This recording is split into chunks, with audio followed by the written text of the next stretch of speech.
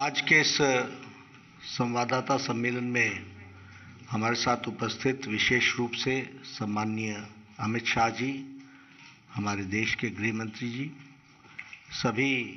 हमारे मंच पर विराजमान मीडिया से जुड़े हुए अनिल बलूनी जी, संजय मयूख जी और पत्रकार मित्रों। हम सब जानते हैं कि अभी 6 बजे 7वें चरण का चुनाव का प्रचार रुक गया और हम सब लोग चुनाव के प्रचार के दृष्टि से जो भारतीय जनता पार्टी ने 5 राज्यों में जिस तरीके से प्रचार किया, उस विषय को लेकर के कुछ बातों को आपके सामने रखने का हम प्रयास करेंगे और सम्माननीय गृह मंत्री जी भी उसी विषय पर अपना प्रकाश डालेंगे। सबसे पहली बात तो यह है कि यह 5 राज्यों का चुनाव का शुरुआती दौर कोरोना के तीसरे संक्रमण के दौर से गुजरता हुआ प्रारंभ हुआ और हम सब लोग जानते हैं कि 8 जनवरी से लेकर 22 फरवरी तक विभिन्न कोरोना के प्रोटोकॉल्स के रिस्ट्रिक्शंस के बीच में चुनाव का प्रचार हुआ। लेकिन हम 5 राज्यों के जनता को धन्यवाद भी देना चाहते हैं। विशेष रूप से उनको इसलिए धन्यवाद देना चाहते हैं कि उन्होंने कोरोना के प्रोटोकॉल्स को भी फॉलो किया और भारतीय जनता पार्टी ने इस विशेष परिस्थिति में भी 5 राज्यों में कोरोना के सारे नियमों को मानते हुए किस तरीके से प्रचार अच्छा हो सकता है, सक्षम हो सकता है और असरदार हो सकता है, इस बात का प्रयास किया गया। सबसे पहले तो मैं 5 राज्यों के जनता को धन्यवाद देना चाहता हूं, जिन्होंने चुनाव को बहुत ही शांतिप्रिय ढंग से मुद्दों के आधार पर अपना वोट दिया है और उस तरीके से हम ये कह सकते हैं कि चुनाव के मुद्दों को लेकर के फिर चाहे उत्तर प्रदेश हो, फिर चाहे वो मणिपुर हो, गोवा हो, उत्तराखंड हो, इन 4 राज्यों में जहां हम सरकार में थे, वहां 4 राज्यों में अच्छी मेजॉरिटी के साथ भारतीय जनता पार्टी को इन प्रदेशों की जनता ने भेजने का निर्णय किया है। ऐसा हमें चुनाव के प्रचार से अनुभूत होता है और इसके लिए हम विशेष रूप से उनको धन्यवाद देते हैं कि मुद्दों की राजनीति को ध्यान में रखते हुए ये ऐसा इस तरीके का माहौल हम सबको देखने को मिला है। चुनाव में हम सबका मुद्दा एम्पावरमेंट, सशक्तिकरण, महिला का सशक्तिकरण, युवा का सशक्तिकरण, किसानों का सशक्तिकरण और गांव, गरीब, वंचित, पीड़ित, शोषित, दलित और समाज के अंतिम पायदान पर जो खड़ा व्यक्ति है, उसका सशक्तिकरण का मुद्दा इस चुनाव में हम सबके लिए रहा है। और जिस तरीके से प्रधानमंत्री जी ने गरीब, गांव, वंचित, पीड़ित, शोषित, दलित, अंतिम पायदान पर खड़े व्यक्ति का सशक्तिकरण किया है, उसका बहुत ही सकारात्मक रिस्पॉन्स हमको देखने को मिला चुनाव के दृष्टि से। फिर चाहे वो जनधन योजना हो, फिर चाहे वो आयुष्मान भारत हो, फिर चाहे वो प्रधानमंत्री गरीब कल्याण अन्न योजना हो, फिर चाहे वो प्रधानमंत्री किसान सम्मान निधि हो, फिर चाहे वो स्वच्छता अभियान हो, फिर चाहे वो उज्ज्वला हो, फिर चाहे वो सौभाग्य योजना हो, सभी योजनाएं गरीब को मुख्य धारा में लाने की दृष्टि से ये योजनाओं को आगे बढ़ाने का काम जो किया गया है, उसके प्रति बहुत ही सकारात्मक सभी राज्यों में हमको देखने को मिला और इसको हम लोगों ने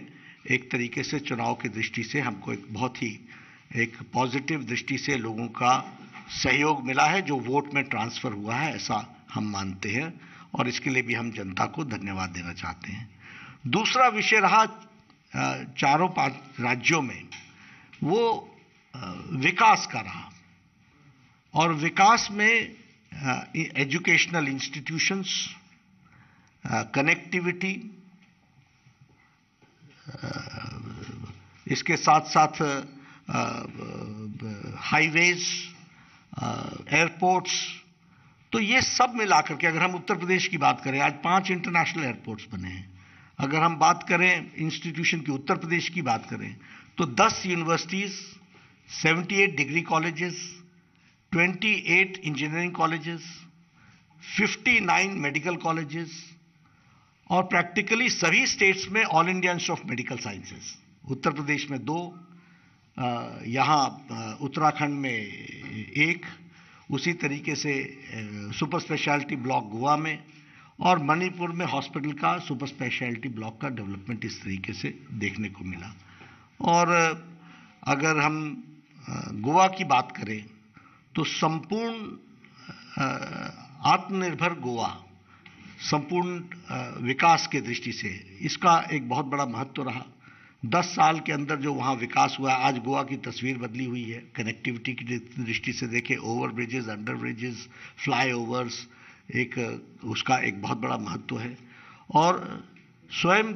संपूर्ण गोवा जो विषय था, वो विषय भी बहुत अधिक रूप में वहाँ पर कारगर हुआ है। उत्तराखंड की बात करें तो 12,000 करोड़ रुपए खर्च करके 4 धाम की सड़क, ऑल वेदर रोड और टूरिज्म को डेवलप करना,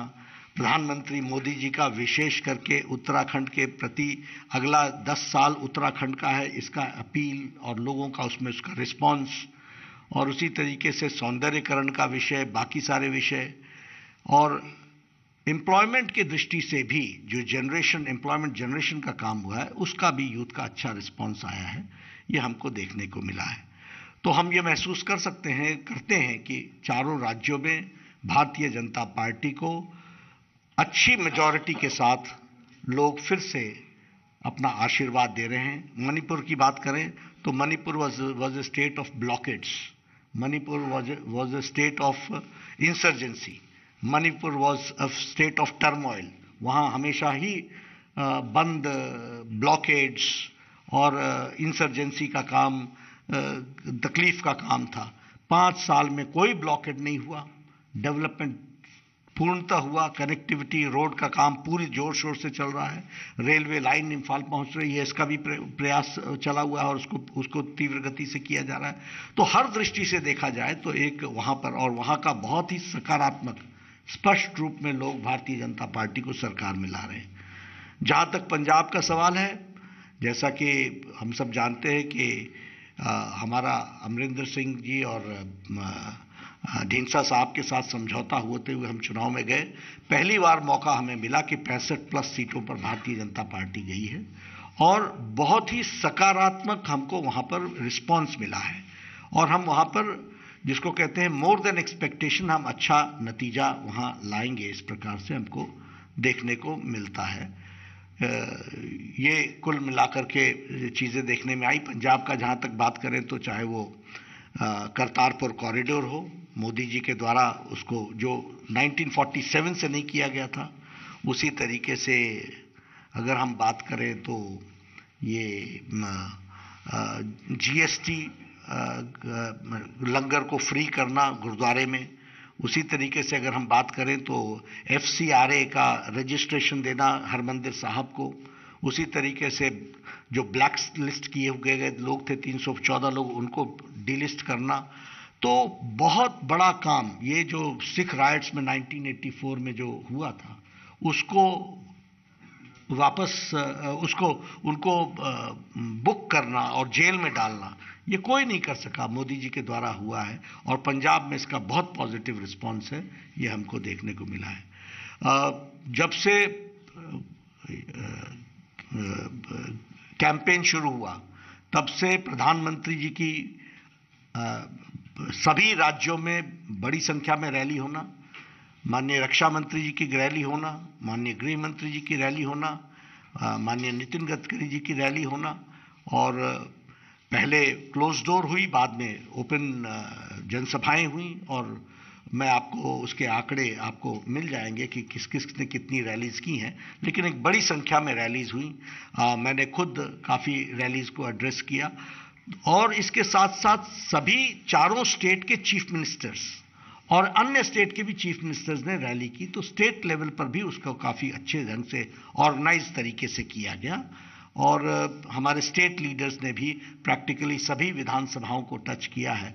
और एक कैंपेन जो था हमारा, वो बड़ा वेल ऑर्गेनाइज्ड कैंपेन था, ताकि कोई भी विधानसभा छूट ना जाए और जो मुद्दे थे उस मुद्दे से जुड़ते हुए लोग वहां पर अपना कैंपेन को चलाएं, इस बात को देखा गया। तो बहुत ही जिसको कहते हैं कि स्मूथ कैंपेनिंग और एग्जॉस्टिव कैंपेनिंग, और जिसको कहते हैं कि हर विषय को टच करता हुआ कैंपेन को कैसे रिस्पॉन्सिव कैंपेन बनाया जा सकता है, तो इस तरीके का एक कैंपेन चला है। मैं जहां सारे पांचों राज्यों के वोटर्स को धन्यवाद देता हूं, और 4 राज्यों में जो हम सरकार में आ रहे हैं उसके लिए हम वोटर्स को धन्यवाद देते हैं। और अपने पार्टी के लाखों कार्यकर्ता जो दिन रात एक करके लगे रहे, उनको भी मैं धन्यवाद देता हूं, साधुवाद देता हूं। सब ने बहुत ही कर्मठता के साथ अपना काम किया है और इस तरीके का कैंपेन रहा है। मैं आदरणीय गृह मंत्री जी से निवेदन करूंगा कि आप विशेष रूप से कैंपेन और कैंपेन के साथ साथ मुद्दों के बारे में और गहराई से प्रकाश डालें, ताकि फिर उसके बाद पत्रकार बंधु प्रश्न पूछ सकते हैं।